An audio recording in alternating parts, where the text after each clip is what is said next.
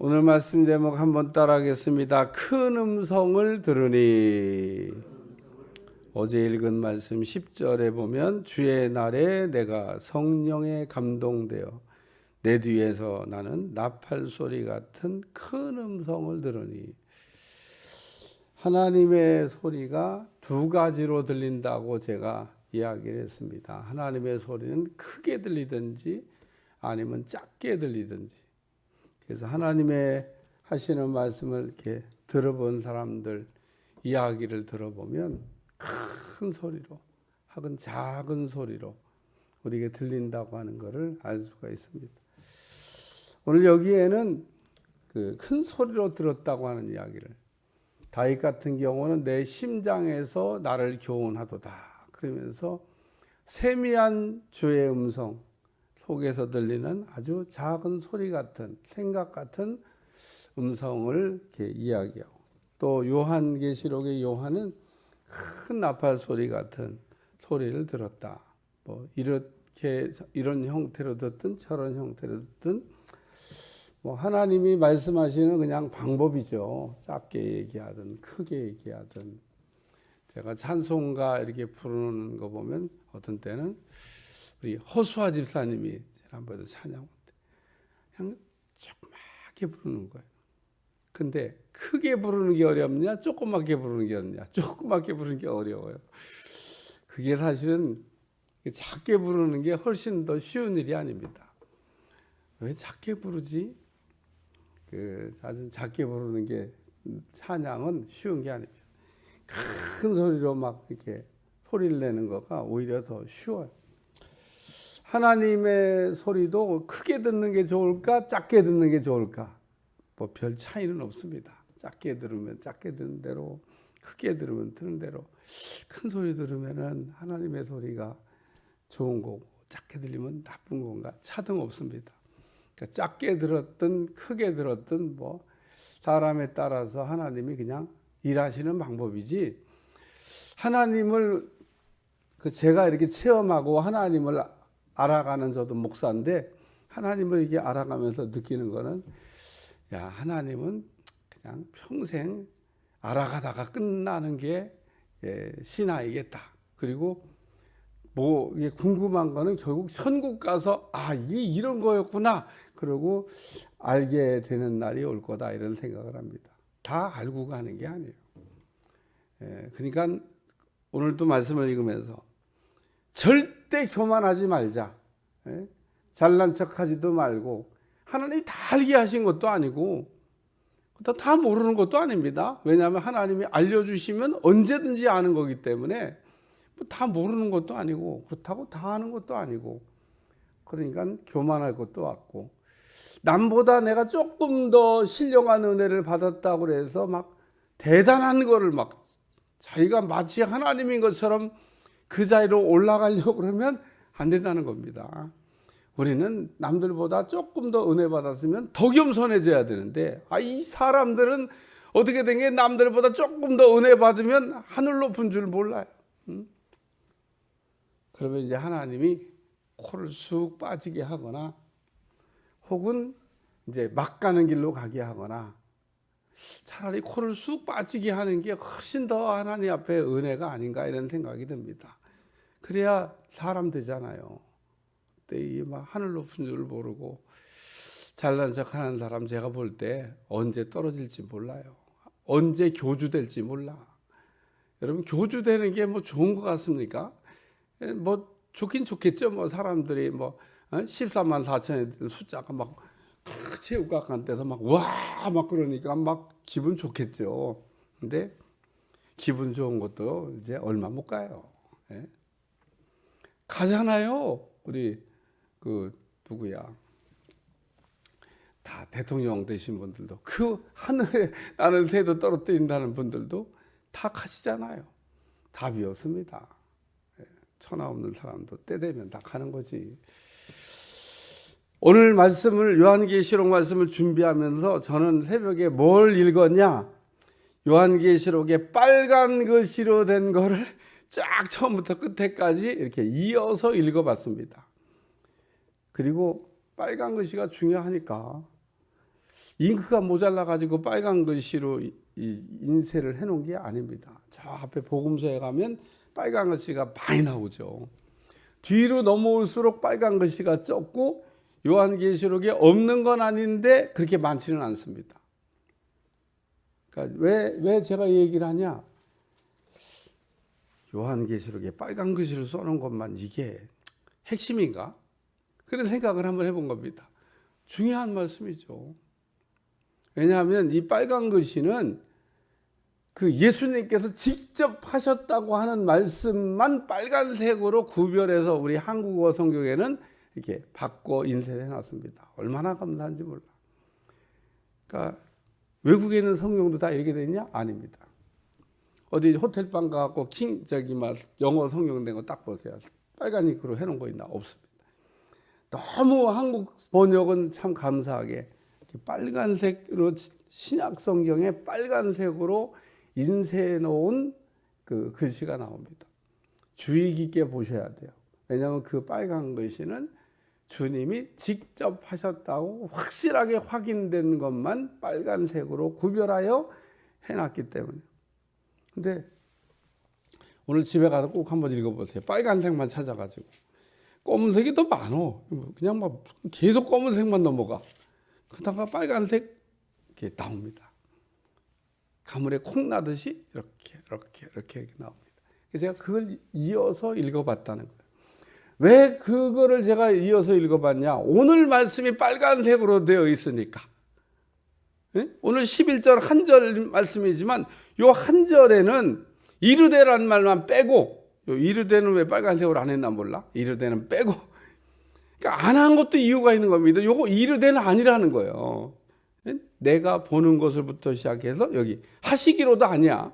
보내라까지 딱 요거 내가 보는 것으로부터 시작해서 7교회 보내라고 하는 요 글자까지만 딱 빨간색으로 한 절인데도 여러분 아셔야 될 게 하시기로 이르되는 빨간색으로 안 칠했잖아요. 잉크가 모자라서 안 칠한 게 아닙니다. 그건 아니니까 안 칠한 겁니다. 글자 하나도 굉장히 중요한 겁니다. 여기 내가부터 시작해서 보내라고 하는 요 말씀까지는 딱 주님이 직접 하신 말씀이라는 거예요. 이거는 절대로 변경될 수 없는 진리라는 겁니다. 하나님께서 직접 하신 말씀이기 때문에 이거는 예수님이 우리에게 이렇게 하신. 그래서 신약 성경도 있다 보면 빨간색으로 되어 있는 건 전부 다 기자들의 자기 생각이 아니고 주님이 하신 말씀을 그대로 옮겨놓은 거라는 겁니다. 대단히 중요한 말씀입니다. 그러니까 여러분이 신약 성경을 읽을 때도 그 빨간색을 주의 깊게 읽어야 돼요.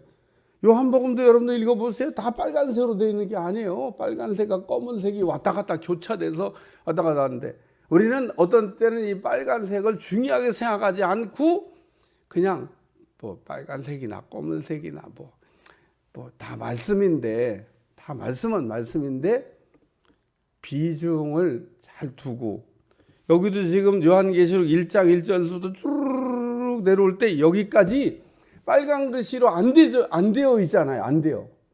그러니까 구별을 해놓은 거가 중요하다, 그런 얘기입니다. 그러니까 오늘도 여러분 돌아가셔서 꼭 하실 거는 요 빨간 글씨로 된 거.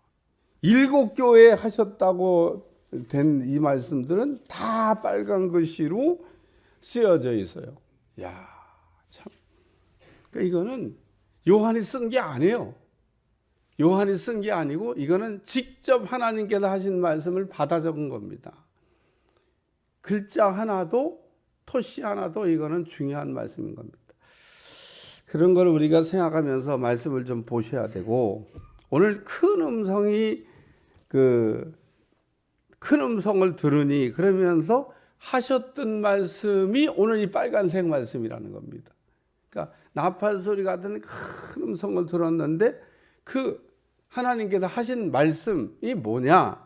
내가 보는 것을 두루마리에 써서 에베소, 서모나, 버가모, 두아디라, 사데, 빌라델피아, 라오디게아 등 7교회에 보내라.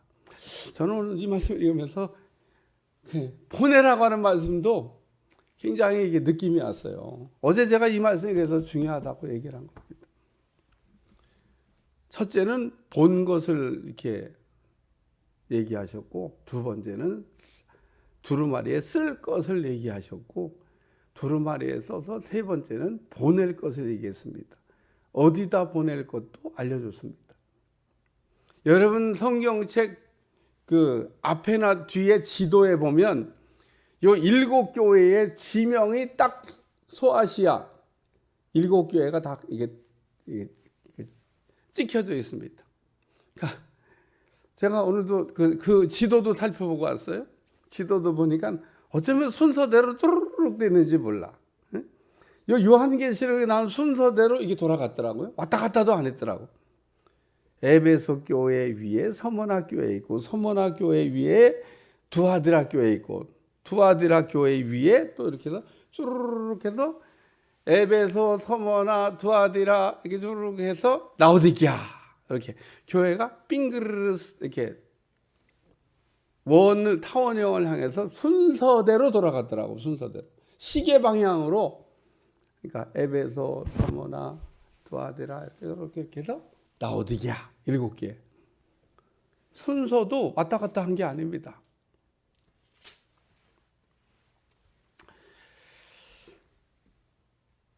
오늘 읽을 말씀은 두 군데가 더 있는데 1장 1, 2절 말씀과 4장 1절 말씀입니다. 여기 1장 1, 2절 말씀과 4장 1절 말씀을 한번 읽겠습니다. 시작. 예수 그리스도의 계시라. 이는 하나님이 그에게 주사 반드시 속히 일어날 일들 그 종들에게 보이시려고 그의 천사를 그종 요한에게 보내어 알게 하신 것이라.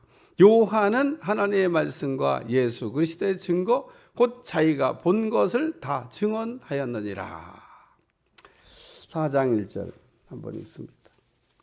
시작. 이 일 후에 내가 보니 하늘에 열린 문이 있는데 내가 들은 바 처음에 내가 말하던 나팔 소리 같은 그 음성이 이르되 이리로 올라오라. 이후에 마땅히 일어날 일들을 내가 내게 보이리라. 두 개의 읽은 1장 1, 2절 말씀과 4장 1절 말씀을 이렇게 보면 공통되는 말씀이 있는데 그게 뭐냐면 그 1장 1절에 반드시 속히 일어날 일들을 이란 말씀과 4장 1절에 이후에 마땅히 일어날 일들을 내가 내게 보이리라. 이게 똑같은 말씀이에요. 그리고 제가 처음에 계시록을 시작하면서 이 4장 1절 말씀이 중요하다. 그런 얘기를 했습니다. 그러니까 1장 1절도 보니까 예수 그리스도의 계시라. 이게 제일 중요한 말씀인 겁니다. 요한계시록은 예수 그리스도에 대한 계시라는 겁니다. 예수 그리스도에 대한 예언이라 아니라는 겁니다. 예언 아니고 계시라는 겁니다. 예수님에 대한 거를 이렇게 드러내서 보여주는 책 요한 계시록, 요한 예언서 이렇게 쓰여져 있고 요한 묵시록 이렇게 참 성경을 그 옛날에 그 번역했는데도 어쩌면 이렇게 제목을 잘 갖다 붙여놨는지 몰라요. 이 요한 계시록이란 제목은 주님 오실 때까지 그 누구도 변경할 수 없습니다. 요한 계시록은 그냥 요한 계시록입니다. 1장 1절에도 예수 그리스도의 계시라고 지금 설명하고 있잖아요. 예수 그리스도의 계시라. 이는 하나님이 그에게 주사. 뭘 준다고요? 예수 그리스도의 계시를 주사. 반드시 속히 일어날 예수님에 대한 계시를 하나님이 그에게 주사 반드시 속히 일어날 일들을 그 종들에게 보이시려고. 뭘 봤다는 거예요? 예수 그리스도에 대한 계시를 봤다는 겁니다. 예수님이 하실 일을 봤다는 겁니다. 오늘 우리가 성경을 보면서 예수님을 빼고 예수님을 이렇게 변질시키고 그러면 안 되는 겁니다.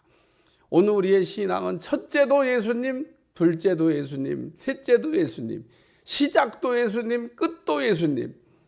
예수님에 대한 부분을 변경할 수 없습니다. 성경은 다 예수님을 얘기하려고 이렇게 써놓은 책입니다. 그래서 예수님이 너희는 내가 누군지 아냐? 그러고 물어보니까 베드로가 주는 그리스도시요 살아계신 하나님의 아들이십니다. 오늘도 말씀의 첫째가 뭐냐면 내가 보는 것을 두루마리에 써서 보내라 이런 말씀이잖아요. 뭘 봐야 되겠습니까? 우리가 뭘 보면 제대로 신앙생활이 되겠습니까? 예수님을 보면 신앙생활이 제대로 되는 겁니다. 신앙생활이 격길로 가는 건 예수님을 우리가 제대로 못 보고 있기 때문에, 예수님이 누군지를 모르기 때문에, 예수님을 안 따라가기 때문에 우리의 신앙에 문제가 걸리는 겁니다.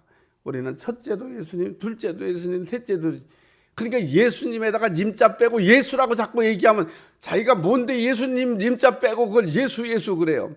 예수라고 사용도 할 수 있지만 우리 한국 정서상 존칭어 써서 예수님이라고 붙여가지고 또박또박 얘기한다는, 왜? 중요한 분이니까.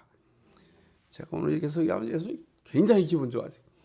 그 찬송가도 옛날엔 예수 막 이런 거 있었어요. 찬송가를 이렇게 쓰신 분이 바꿔야 된다는 겁니다. 찬송가를. 뭔 예수냐는 거 예수님이지. 그래가지고 찬송가의 일부 예수님이라고 바뀐 찬송가가 있습니다. 여러분 찬송가도 잘 보세요. 옛날엔 예수여 그랬는데 그렇게 안 합니다. 예수님 그러지. 그게 찬송가 왜 뭔 예수냐는 겁니다. 건방지게. 우리 장소에는 예수님이 맞는데. 그래서 찬송가에 이걸 이게 개작할 때 예수님이라고 찬송가 잘 보세요. 예수님이라고 들어가 있는 찬송. 옛날에는 어떻게 됐었냐? 예수라고 들어가 있었어요. 예수여. 근데 요즘은 예수님 막 이러죠. 그래서 제가 그 찬송가를 쓴 분이 바꿔야 된다고 했는데 일부는 바뀌었어요. 근데 어쨌든 찬송가 유심히 보세요. 옛날에는 예수라고만 썼는데 지금 우리가 부르고 있는 찬송에는 님자를 붙여놨습니다. 예수님. 하나님도 님이라, 성령님도 님이라. 예수님은 님자를 빼고 예수라고 그래요. 아주 중요한 의미가 있는 겁니다. 아주. 그러니까 여러분 왜 예수님이 중요하냐? 우리 신앙에 첫째도 예수님, 둘째도 예수님, 셋째도 예수님. 예수님 없이는 우리가 살 수가 없어요. 그래서 우리는 예수님을 중요한 분으로 생각을 해야 되는 겁니다. 사도행전 9장에 보면 예수님을 몰랐던 사람이 하나 나옵니다. 그게 바울이죠. 근데 예수님을 만났습니다. 그게 본 겁니다. 예수님을 제대로 본 거예요. 인생이 바뀌었습니다. 오늘도 우리가 내가 보는 것을, 그러니까 나도 이 본다는 얘기를 좀 신령하게 좀 이렇게 풀으면은 막 사람들이 막 계시록 풀 때죠. 그러니까 저는 내가 보는 것을 이랄 때 이 본다는 거는 예수님을 보는 겁니다. 예수님이 하실 일을 보는 거죠. 예수님이 하신 일을 봐야 되고 앞으로 하실 일을 봐야 되고, 우리가 예수님을 바라보는 신앙으로 무장되어 있으면 절대로 우리는 인생이 막가지 않습니다. 행복하게 갈 줄로 믿습니다. 그러니까 성경을 읽으면서 우리가 뭐를 알려고 성경을 읽는 거예요? 예수님을 알려고. 그리고 예수님을 만나려고, 예수님을 체험하려고. 여러분 다른 건 체험할 게 없습니다. 우리가 본다고 그럴 때 이게 체험을 얘기하는 거 아닙니까? 뭘 우리가 체험해야 되겠습니까? 예수님을 체험해야 된다는 겁니다. 그래서 예수님을 내가 참 얼마나 알고 있을까? 예수님을 얼마나 알고 있을까? 여러분들이 예수님을 아는 만큼 신앙은 성숙해질 수 있습니다. 그래서 우리가 늘 이렇게 하면서 예수님을 이렇게 닮아가려고, 예수님 닮기를 기도하지 않습니까? 그래서 예수님이 하신 거를 쫙 살펴보면서 예수님 이런 것도 하셨네. 그럼 나도 한번 해봐야지. 예수님 이것도 하셨네. 나도 이것도 한번 해봐야지. 그리고 흉내를 내다 보면 어느 날 예수님 비슷하게 자꾸 만들어져 가는 겁니다. 성경을 왜 읽습니까? 예수님이 하신 것을 살펴보려고 우리가 읽는 거죠. 예수님이 우리에게 본을 보여주셨는데 할 수가 없는 거냐? 할 수 없는 거는요, 본을 안 보여주셨어요. 우리가 할 수도 없는 거를 어떻게 주님이 보여주죠? 그러니까 주님이 하신 모든 일은 우리도 할 수 있는 겁니다. 자, 그 중에 하나가 오병이의 기적입니다. 주님이 분명히 하셨는데 우리도 할 수 있는 거냐? 할 수 있는 겁니다. 지금도 정말 믿음으로 무장된 사람에게는 그런 역사를 일으키고 있습니다. 제가 얘기한 스미스 위글스워드라고 하는 이 목사는 19세기 목사인데 죽은 사람을 살렸다고, 예수님만 죽은 사람을 살린 게 아닙니다. 그분도 전기에 보면 죽은 사람만, 저도 그냥 죽은 사람을 살려보고 싶어서 기도도 해본 적이 있는데 지금도 전 포기 안 했습니다. 왜? 주님이 하신 거니까 나도 할 수 있다. 주님이 하시면은, 저를 통해서 하시면은 할 수 있는 거죠. 예? 베니인 목사 안진뱅이를 막 했는데, 베니인 목사만 일으키는 전매 특허 아닙니다. 누구든지 하나님께서 나의 센스를 주면은 할 수 있는 일입니다. 오늘도 여러분이 주님이 하신 일은, 주님이 내게 능력 주시면 나도 할 수 있다. 누구 전매 특허가 있는 게 아니에요. 나의 센스만 받으면 되는 건데 안 받아서 못 하는 거지. 죽은 사람을 살려내고 안진뱅이를 일으키고, 하나님이 야 너도 하나 나의 센스 가져라. 그리고 자격증을 주면은 내일이라도 지금 당장이라도 할 수 있는 겁니다.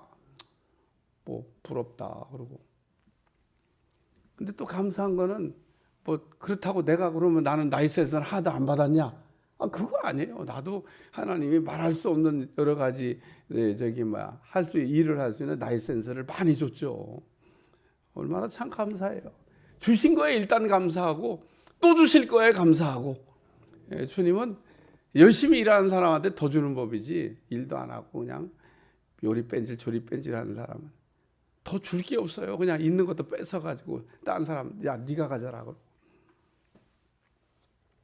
그래서 내가 보는 것을 그랬는데 뭘 봐야 되는 거냐? 주님을 봐야 된다는 겁니다. 주님을 똑바로 볼 수 있는 눈이 여러분들한테 열려지시길 위해 축원합니다. 두 번째는 쓰라고 그랬습니다. 두루마리에 써서. 쓴 이유는요, 보내야 되니까 쓰라고 그런 거예요. 기록을 남기라는 겁니다. 여러분, 지금은 기록을 남기는 게 참 쉬운 시대가 됐지만 이 당시에는 기록을 남기는 게 대단히 어려운 겁니다. 두루마리가 집 한 채 값일지도 몰라요. 저 강남의 집 한 채 값일. 이 두루마리가 이게 엄청 구하기가 어렵고 쓰기가 쉽지 않은 겁니다. 왜? 종이가 없던 시대야. 두루마리 만들려면 양 한 마리 잡아야 돼. 양 한 마리 값이 얼마인가? 사우전 이 두루마리라고 하는 이걸 만들게 양 몇 마리 잡아야 될지 몰라요. 그러니까 양피지에다 썼잖아요. 그러니까 이게 지금 지금같이 종이가 없던 시대에 글을 남긴다고 하는 게, 그래서 중세 때 책들 보면 책이 그게 보물입니다. 보물. 거기다가 막 유명한 화가들이 그림도 그려놓고 글씨를만 쓰면 되지 뭔 그림을 그려놓고 그게 엄청난, 집을 한 채 지으면 되지 그 집을 뭐하러 인테리어예요. 그게 비싼 거니까 이렇게 인테리어 하는 거예요. 옛날에 중세 때 책들. 인쇄술이 발달되어 가지고 이렇게 성경을 찍어내고 지금같이 글을 쓰고 하는 시대가 된 게 너무 감사한 겁니다. 성경이 막 보급되기 시작한 것도 인쇄술이 나오기 시작하면서 많은 사람들한테 성경을 읽히게 된 겁니다. 그 전까지는 누구만 성경을 읽었냐? 사제들만 성경을 읽었습니다.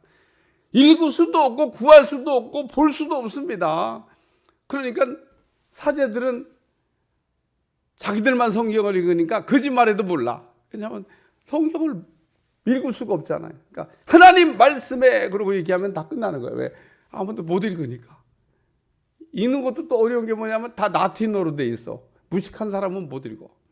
그래서 루터가 제일 먼저 한 일이 독일어로 성경을 번역하는 일. 왜? 누구든지 읽혀야 되겠다는 거예요, 성경을. 그래서 오늘날 성경을 이렇게 누구든지 읽을 수 있게 써놨는데, 안 읽어요? 안 읽어? 읽으라고 써놓은 건데, 여기 써서란 말이에요. 읽으라고 써놓은 겁니다. 무슨 갖다가 이렇게 성도들도 그러므로 읽어야 될 때 겸손하게 말씀을 펴서 하나님의 말씀을 우리가 들으려고 읽으면 은혜가 될 줄로 믿습니다. 세 번째가 중요해요. 오늘 말씀의 세 번째가 중요합니다. 7 교회에 보내라 그랬습니다. 내가 본 것을, 예수님에 대한 계시를 써서 7 교회에 보내라는 겁니다. 요한계시록 끝날 때까지 이 말씀을 잊어버리지 않기를 주님으로 축원합니다. 이 7 교회에 보내라고 하는 7 교회에 보냈던 편지라고 하는 사실을 잊어버리면 요한계시록이 이제 가면 갈수록 이상한 색이 되는 겁니다. 왜? 뒤로 갈수록 막 뭐는 뭐다라고 얘기하면 다 사람들을 이렇게 현혹할 수 있는 내용들이 막, 오늘도 제가 요한계시록 12장을 이렇게 넘겨봐요. 왜 12장을 찾아봤냐면요. 여긴 또 없네. 요한계시록 1, 2장만 세 보니까 그 밑에 조그만 성경이 2개 있더라고요. 그게 2개가 나와요. 2개. 여기는 지금 없는데. 제가 집에 있는 성경에 보니까 12장을 읽어봐라. 그리고 성경 구절이 2개가 나오더라고요. 그래서 제가 12장을 이렇게 찾아보고 왔어요. 12장에 보면 오늘 말씀과 똑같은 얘기가 나옵니다.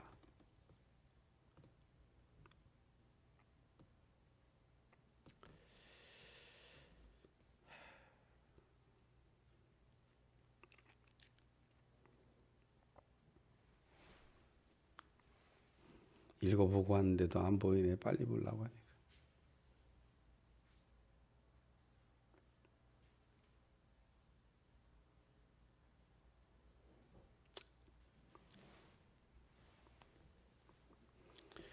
그 1장에 보면 계속 똑같은 얘기가 나온 게 뭐냐면요. 하나님의 말씀과 예수 그리스도의 증거.